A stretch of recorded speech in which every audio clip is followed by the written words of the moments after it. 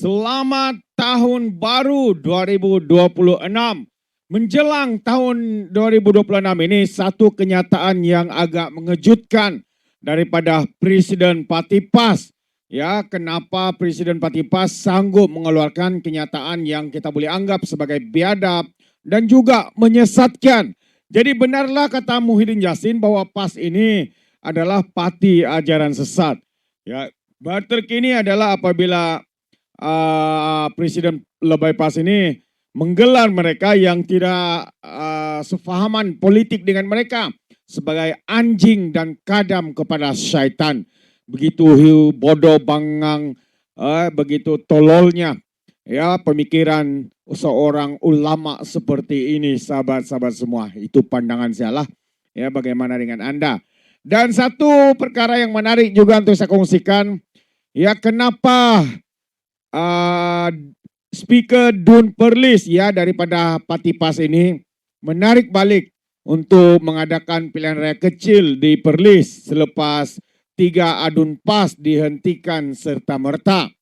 Jadi mungkin ini antara penyebabnya kenapa mereka U-turn dan mengambil keputusan untuk menarik balik supaya diadakan PRK, sahabat-sahabat semua.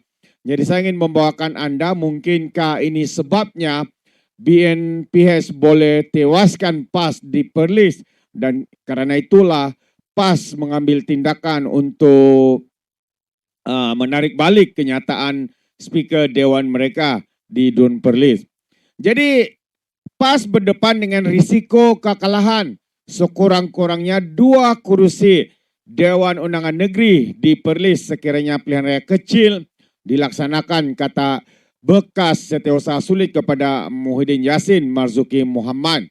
Ya, dalam 3 kursi yang dikosongkan itu BNPS boleh menang 2. Jadi mungkin karena itu ketakutan ya yang diputuskan oleh pemimpin PAS sehingga menarik balik kenyataan mereka untuk mengadakan pilihan raya kecil. Menurutnya, analisis data keputusan pilihan raya umum ke-15 serta tren beberapa PRK sebelum ini menunjukkan corak pengundian semakin memihak kepada kerjasama antara Barisan Nasional dan juga Pakatan Harapan. Bagi Dun Cuping, Marzuki berkata calon perikatan daripada PAS pada PRU 15 memperoleh 5.873 undi, mengatasi calon BN yang meraih 3.453 undi, manakala calon PH dengan 1.600 undi, sekaligus menang dengan majoriti 2.420 undi. Kemenangan calon PN dari Parti PAS sebagian besarnya disebabkan oleh gelombang sokongan Melayu pada PN pada PRU 15 dan perpecahan undi antara BN dan juga PH.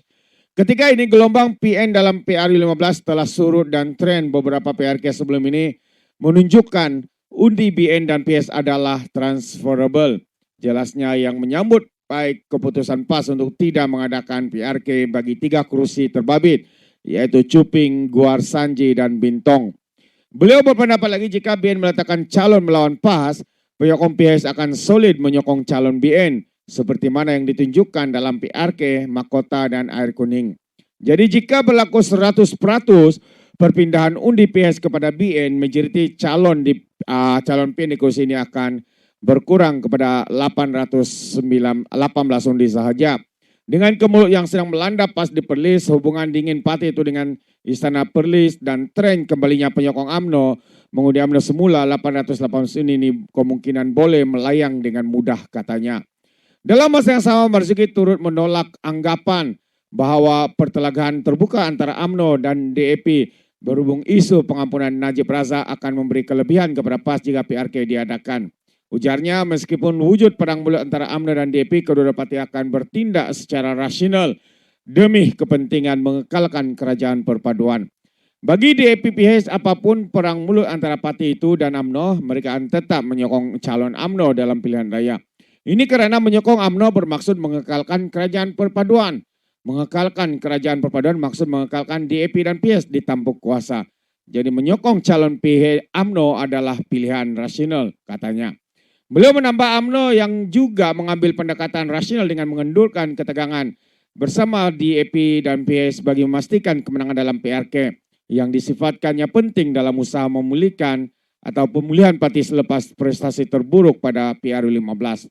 Mengulas senario pengundian di Dun Bintong Pelak, Masuki berkata calon PAS memperoleh 7.000 undi pada PRU15 membanding 2.000 BN dan 2.000 PH undi.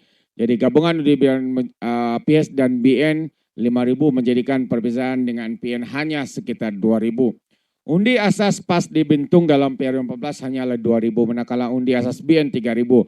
Ini bermakna dalam PRU15 hampir 1.000 undi BN beralih kepada PN.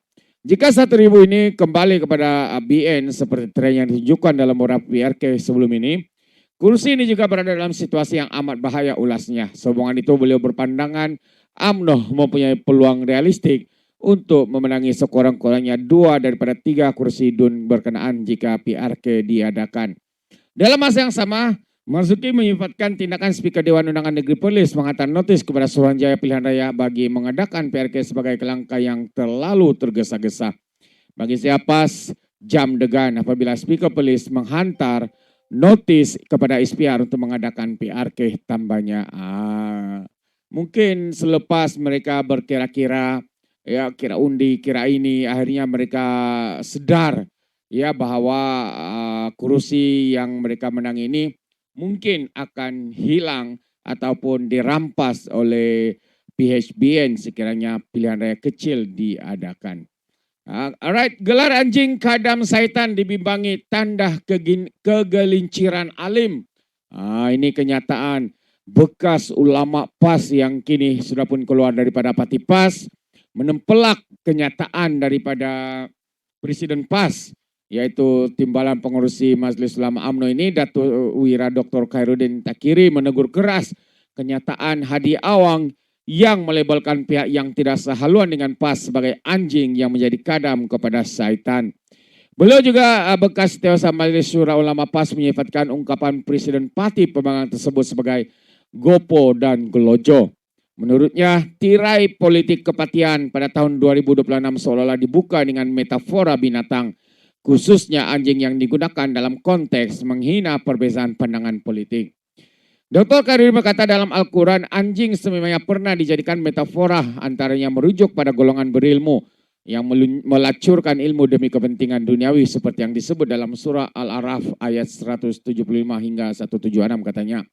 Golongan ini digambarkan sebagai mereka yang diekori syaitan dan diperdayakan olehnya. Metafora ini boleh sahaja berlaku kepada alim ulama, meskipun berjubah dan berserban, yang mampu memperdayakan pengikutnya dengan kepetahan berbicara serta kelebihan ilmu, katanya dalam satu kenyataan.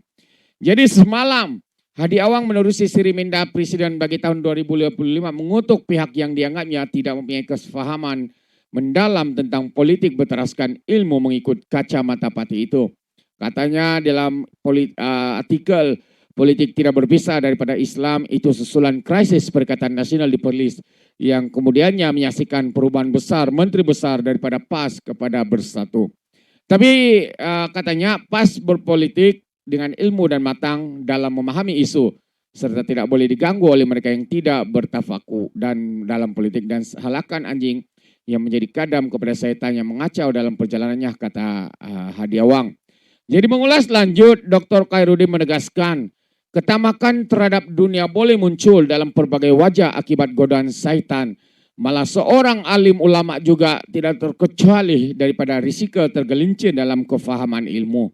Dalam konteks politik kepartian, Khairuddin menjelaskan bahwa kepelbagaian ijtihad adalah perkara lumrah, khususnya dalam membuat keputusan yang melibatkan sudut pandang, pengalaman dan pengetahuan yang berbeza. Namun untuk melabelkan perbezaan pandangan itu sebagai anjing yang menjadi kadam kepada syaitan yang terpedaya dengan syaitan rasanya agak gopo dan gelojo. Jadi bimbang pula penglebalan ini adalah tanda kegelinciran seorang alim yang berupa anjing yang sentiasa menjelirkan lidah samada kehausan ataupun tidak. Jadi moga Allah selamatkan kita daripadanya, doa Dr. Khairuddin lagi. Jadi itulah bahayanya sahabat-sahabat semua ya apabila mereka yang menyanjungi ulama alim seperti Presiden PAS ini yang boleh dikatakan sembrono ya seperti kenyataan Khairuddin, gelojo ya, gopo dan gelojo. ya demi untuk kepentingan politik mereka lakukan ataupun buat kenyataan apa sahaja untuk mengiyakan, menghalalkan ya perkara-perkara yang mereka lakukan. Ini satu yang amat berbahaya sahabat-sahabat semua.